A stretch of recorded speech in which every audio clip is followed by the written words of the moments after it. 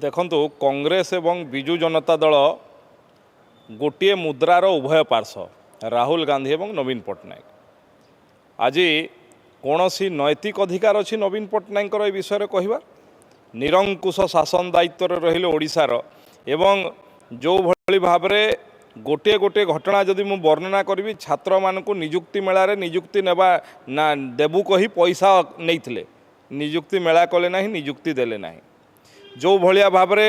Class 10th exam ठू नहीं कि आपणकर रिक्रुटमेंट कनेस्टेबल रिक्रुटमेंट जाए विभिन्न क्षेत्र में विभिन्न वर्ष रे प्रत्येक वर्ष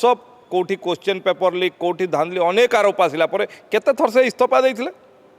केते थर तांकर मंत्रिमंडल सदस्य माने इस्तीफा देइथिले एवं कांग्रेस शासन रे जेतेबेले 2004 रु 2014 भितरे 10-12 थर क्वेश्चन पेपर लीक सीबीएसई रे बार बार होतला केते थर कांग्रेस मंत्री इस्तीफा देइथिले मनमोहन सिंह सरकार रे जो माने कहउचंती नीति नैतिकतार कथा तांकर शासन समय जदि नीति नैतिकता टिके देखै थांते ताहले भलो होई थांता एवं कहवा पई आज तांको पाखरे कोनोसी नैतिकता थिला।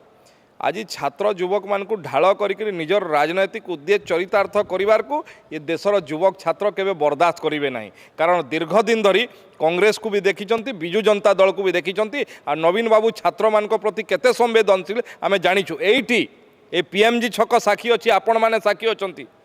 युव मोर्चार दायित्व रे मु थिली एइठी लाठी माड़ होईची जेतेबेले आमे अधिकार पई कहलु जे आपण पैसा नेले नियुक्ति मेला काहे कले नाही तार केते थर इस्तीफा देथिले नवीन बाबू